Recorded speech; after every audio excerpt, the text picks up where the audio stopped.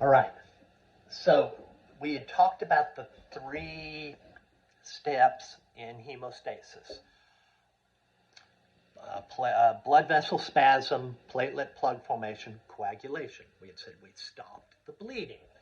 Um, and then the next step is going to be how do you get rid of that blood clot after everything's all repaired? And so that process is a process called blood clot dissolution. And this is the breakdown of the blood clot, after the tissues are repaired.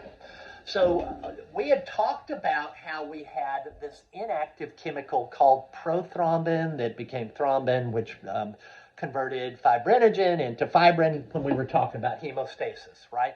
So we had talked about inactive chemicals. Well, we have another inactive chemical that's in circulation. It's called plasminogen. And it's an inactive form, and when it's time to get rid of our blood clot, it gets activated into something called plasmin. Now, what does plasmin do? It dissolves those fibrin fibers. So it starts to break down the clot, and the clot, it disappears. Now, the other thing you have to do is we had said that we had prothrombin was converted to thrombin. Well, you have to get rid of that thrombin.